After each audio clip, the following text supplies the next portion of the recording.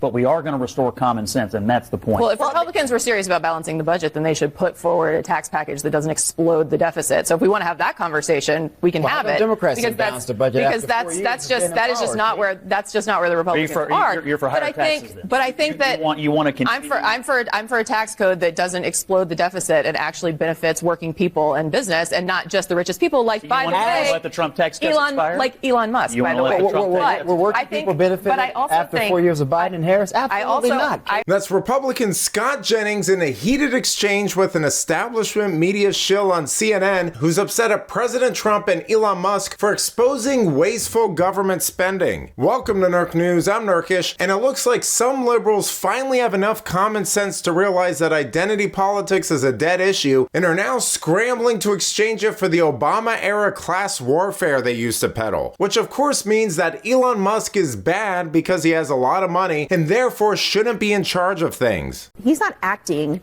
as Scott likes to say, on behalf of the president. He is acting on behalf of himself. And I think people should be very scared about that. You're terrified that the FBI might have the internet? I mean, I'm terrified that Elon Musk is putting people in federal agencies to figure out business opportunities for him. I think and you know that's true, Scott. This is the richest man in the world. This man, that's concerning. And he's like sleeping on on the floor of a government office building 7 days a week in order to help this government. The spending is interesting. We're not going to balance the budget based on these spending cuts, although some of this stuff is patently, objectively ridiculous. And when I see Democrats rushing out to defend some of the things that he's cutting, I mean, it makes the Democratic Party sink to very low levels. But what I see him actually doing, and the most important thing he's doing, is enforcing the doctrine of common sense. This was the doctrine that Trump laid out in his inaugural address. What is the ideology of the Republican Party right now?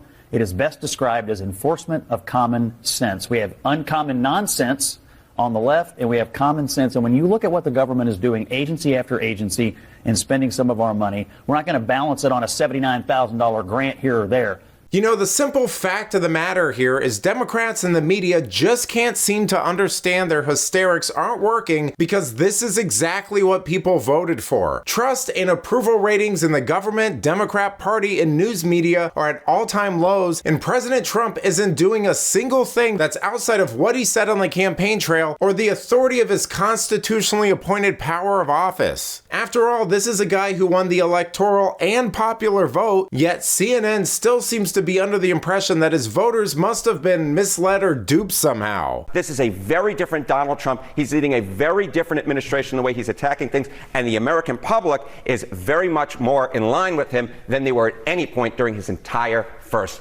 term. Well, I would say, correction, this is not a very different Donald Trump. This is a very different Donald Trump as being viewed by voters in this. In the way he's going about things with Susan Wiles leading things. So it was so interesting to me that Donald Trump's first net approval rating of his second term is higher than his entire first term. And I was interested, has that ever happened? Has the second term net approval rating in the first month, have you ever had a higher rating than any net approval rating during the entire first term? Donald Trump is the only... I have a really hard time believing this. This is 100% true. I went back. I love spreadsheets. Donald Trump is the first guy ever whose net approval rating in the first month of his second term is higher than any rating that he had as an entire first term, Kate Baldwin. This is true. I don't make stuff up. The numbers are the numbers. Trump's doing what he promised to do. You go back to April of 2017, it was just 46% of all Americans who said that Trump was doing what he promised to do. Compare that now to February of 2025.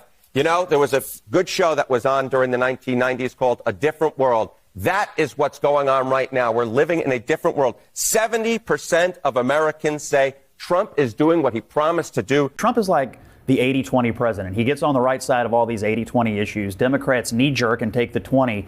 And then what happens? Today, CBS News poll this morning, Donald Trump sitting at a 53% approval rating, the highest he's ever recorded in that survey. Why?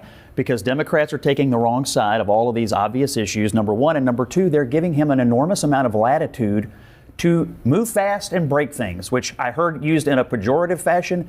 But when you're talking about the government, that's what people want. Well, you know, it can't be underscored enough what an amazing opportunity President Trump has here to drastically correct so many things wrong in the government. I mean, this is essentially a once-in-a-lifetime thing, and it's why his opponents are doing everything in their power to slow him down or waver. Luckily, he seems to have chosen a lot of great people to surround himself with, like Tom Homan and hopefully Elon Musk, who are passionate and understand their responsibility and won't cower to shame tactics or emotional blackmail from the left. In fact, from everything I've seen so far, all of that stuff seems to only strengthen their resolve, which is exactly what we need at this point in time. But let me know what you think. How do you feel about President Trump so far? Has he kept his promises? Is there anything you would have done differently? Let me know in the comments, and if you enjoyed this video, please give it a like and subscribe to the channel. That stuff really does help us out. Until then, this has been Nerk News. Thanks for watching. Bye!